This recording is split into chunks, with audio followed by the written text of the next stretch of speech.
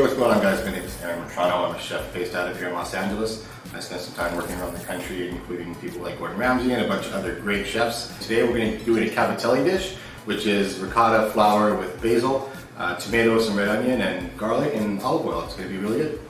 First thing that we're going to be making is the pasta dough for the cavatelli dish. So usually I'll just use AP flour. For this particular recipe for the ricotta cavatelli, it's going to be roughly a cup and a half or so of AP flour, and then with the ricotta, it's going to be about half a cup. I put an egg in as well, just so that it helps to bind it, because the ricotta lends itself to have a little bit more moisture than normal.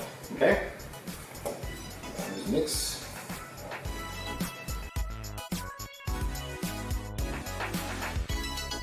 There'll be a tendency for you to want to add water or something. It's not going to look like it's moist enough, but just remember that the moisture hasn't completely distributed itself out throughout all your ingredients, so it's going to be fine. Just have to let it rest, which is what we're going to do. After I bring it together into a ball, like this.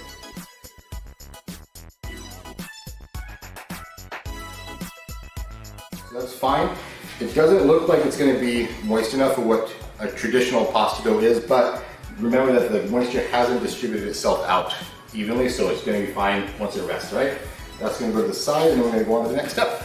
So for this dish, it's going to have tomato, garlic, red onion, basil. But what we're going to start with is the cherry tomatoes. You can use cherry, you can use Roma tomatoes, you can really use whatever you have available to you. I like to use cherries for this dish because it's around, once they're cut, it's kind of the same size as the pasta.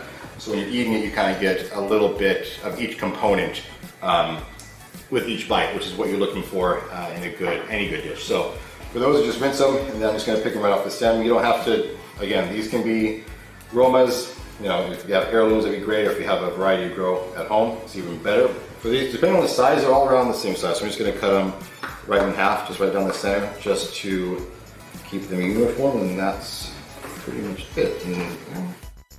Alright, next we're going to take the red onion.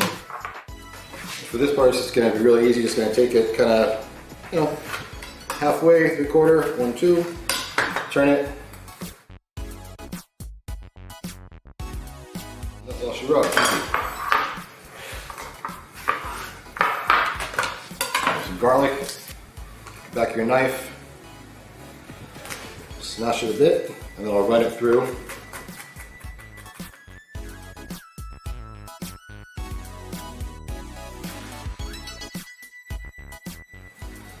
If it's really, really rough, kind of, you know, half a paste, half chopped type of thing, because what that's going to do is it keeps all the flavor in the garlic. If you chop it too much, all those oils and all those, you know, flavors are just going to go right into the cutting board. So just kind of keep it in as whole and not working with it as much as possible. So once now that the dough has rested for a sufficient amount of time, we're going to make ropes and then make the shape. So what I'll do is just take it,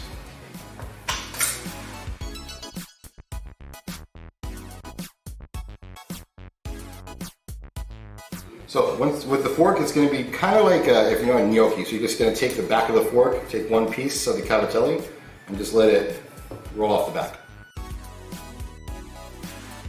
Alright, that's this. Alright, now we're gonna cook them and put everything together. So the next step is gonna be actually cooking and putting the dish together. So we have pasta water that's salted water. So the important part of this is, because there's not a lot of fat in this dish, we're gonna use a decent amount of olive oil. Before it's hot, we're gonna go ahead and put our garlic in, because what that will do, instead of just cooking the garlic, it's going to actually infuse the oil with that flavor instead of just this up to a rolling boil. We're going to go ahead and put in the cavatelli. The cavatelli, you'll know, are done when they rise to the top and start to float. Okay, at this point, we're going to add the red onion. As the cavatelli is starting to rise, those are almost there. What you don't want is for the onions to be raw and not ready to have the pasta to absorb the rest of the sauce. Now, right before we put in the cavatelli, as this is starting to become translucent and and cook through. I'm going to add just a little bit of white wine. Okay. And that's going to also help to create the sauce. Now the cavatelli has come up, so they're going to come out of the pan, and I use a little bit of the water as well to create the sauce.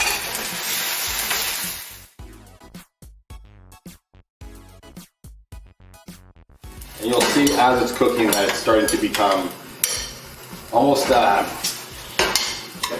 kind of milky in color, where it's starting, all the oil and the white wine is starting to combine. Okay, after the pasta goes in, we're going to add our tomato, a little salt. Once it's almost done, like when you're 75–80% there, you take these little basils, just like use the baby basil or small basil, and just put the whole leaves in there, because I like as the oil from the basil starts to permeate into the dish, versus chopping it ahead of time, and you lose a lot of that freshness. So, and everything again is all the same size.